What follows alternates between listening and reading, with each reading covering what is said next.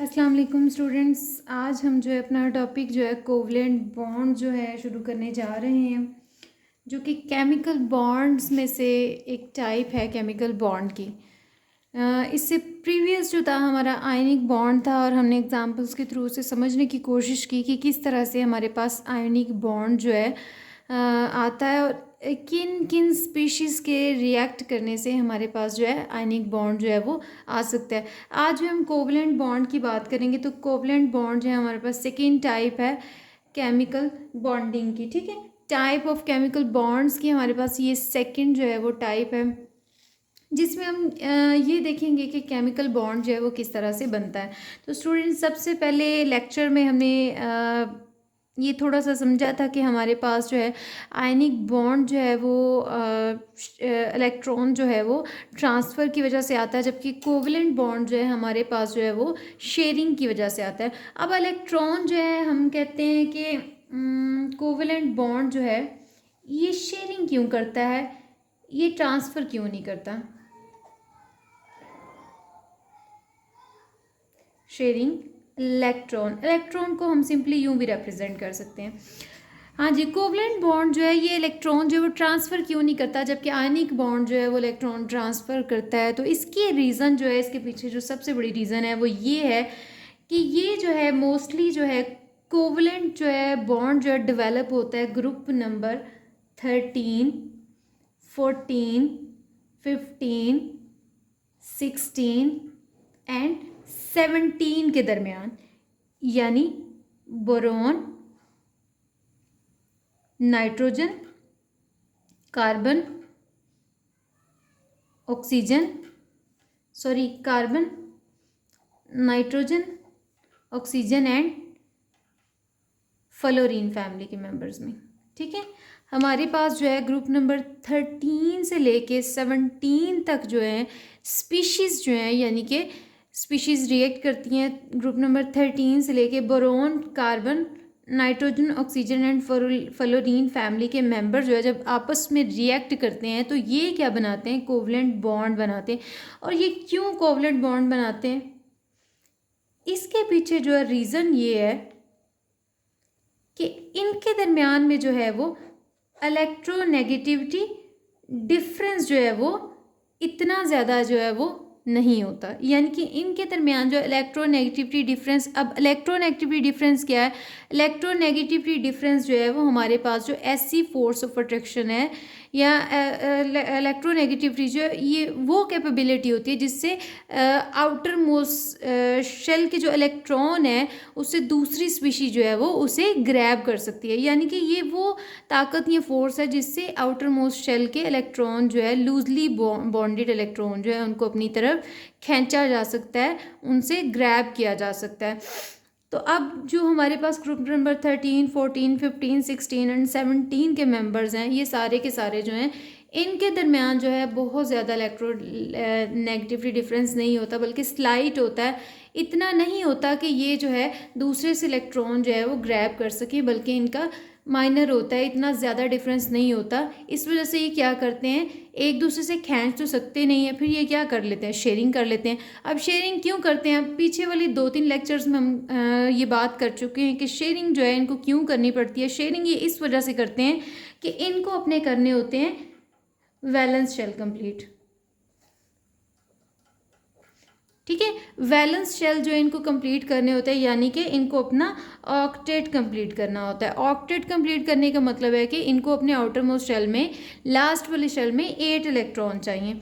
अब 8 इलेक्ट्रॉन जो है या हमारे पास जो है लास्ट शेल में जो इलेक्ट्रॉन होते हैं वो चूँकि बॉन्डिंग करते हैं आपस में, तो उनको हम जो है क्या नाम देते हैं, बॉन्डिंग इलेक्ट्रॉन का नाम देते हैं। क्या नाम देते हैं, बॉन्डिंग इलेक्ट्रॉन का नाम देते हैं। ठीक है, ये जो है वैलेंस शेल में जो इलेक्ट्रॉन मौजूद होते हैं ये क्या काम करते हैं, ये बॉन्डिंग में पार्टिसिपेट करते हैं। ये क्या करते हैं, बॉन्डिंग में पार्टिसिपेट करते हैं, यानी कि ये जो है एक दूसरे के शेल्स कंप्लीट करने में हेल्प आउट करते हैं। ठीक है, अब हमारे पास जो है हमारे पास ये बात आती है कि हमारे पास जो है कोवलेंट बॉन्ड है क्या। डेफिनेशन कर लेते हैं, वैसे तो मैंने आपको बता दिया लेकिन डेफिनेशन इसकी कर लेते हैं। It is a type of bond which is developed by sharing electron of valence shell. ठीक है, यानी कि ये वाली जो है टाइप है कोवलेंट बॉन्ड की, ये क्या होता है, ये इस तरह से हमारे पास आती है कि ये जो है इलेक्ट्रॉन जो है अपने वैलेंस शेल के इलेक्ट्रॉन जो है क्या करते हैं, शेयर करते हैं, और अपने शेयरिंग की वजह से, इस शेयरिंग की वजह से अपने आउटर मोस्ट शेल जो है ये कंप्लीट करते हैं। ठीक है, अब हमने पीछे बात की थी कि जब जो है कोई भी स्पीशीज़ जो हैं वो रिएक्ट करती हैं तो या तो उनमें अट्रैक्टिव फोर्सेस होती हैं या उनमें रिपल्सिव फोर्सेस होती हैं। जब अट्रैक्टिव फोर्सेस होती हैं तो उसके रिजल्ट में जो हमारे पास जो है वो बॉन्ड आता है वो होता है हमारे पास, उसकी सूरत में हमारे पास बॉन्डिंग हो जाती है। रिपल्सिव फोर्सेस की सूरत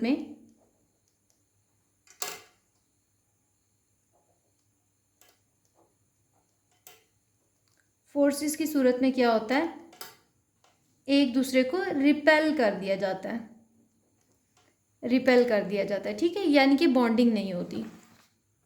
अब हमारे पास जो है कोवलेंट बॉन्ड की आगे से 3 टाइप्स आती हैं। नंबर 1 जो है हमारे पास सिंगल कोवलेंट बॉन्ड, नंबर 2 हमारे पास जो है जी डबल कोवलेंट बॉन्ड, नंबर 3 जो है हमारे पास ट्रिपल कोवलेंट बॉन्ड।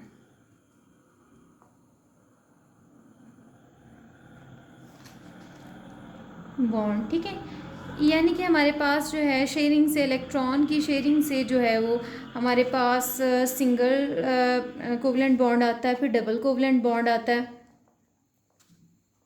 इसको मैं शॉर्ट फॉर्म में लिख लेती हूँ। ठीक है, डबल कोवलेंट बॉन्ड आता है, सिंगल कोवलेंट बॉन्ड आता है, और थर्ड नंबर पे हमारे पास आता है ट्रिपल कोवलेंट बॉन्ड, यानी कि 3 टाइप्स की हमारे पास बॉन्डिंग होती है, कोवलेंट बॉन्डिंग। और ये डिपेंड करती है कि हमारे पास जो बॉन्डिंग इलेक्ट्रॉन है वो कितने पार्टिसिपेट करें, यानी कि आउटर मोस्ट शेल में जितने भी बॉन्ड जो है वो पार्टिसिपेट करेंगे उस लिहाज से हमारे पास कोवलेंट बॉन्डिंग की टाइप्स आती जाएंगी। अब हम जो है वो डिस्कस कर लेते हैं कि हमारे पास सिंगल कोवलेंट बॉन्ड जो है ये क्या है बॉन्ड। तो स्टूडेंट्स हमारे पास सिंगल कोवलेंट बॉन्ड जो है, हमारे पास कोवलेंट बॉन्ड की वो टाइप है जिसमें जो है रिएक्टिंग स्पीशीज या contributing species share only single electron.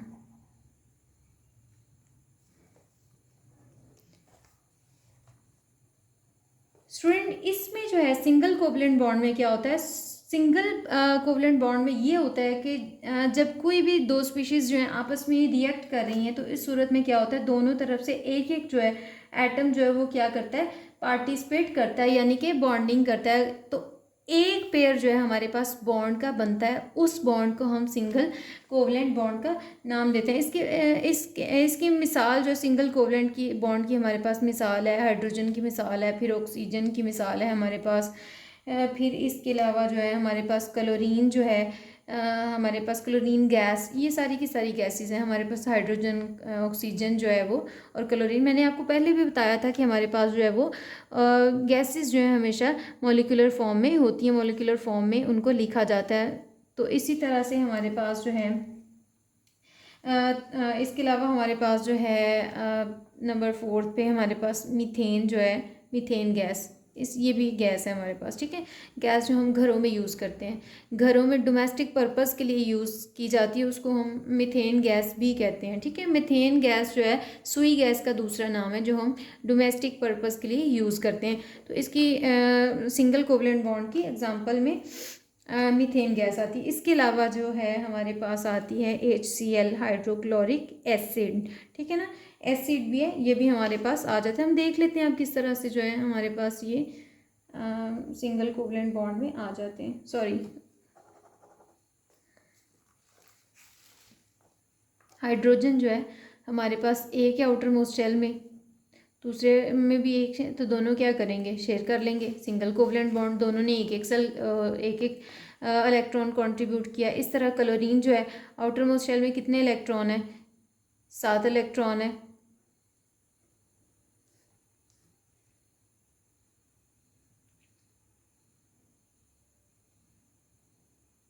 दोनों ने क्या किया है, एक शेयर किया, दोनों का ऑक्टेट क्या हुआ, कंप्लीट हुआ।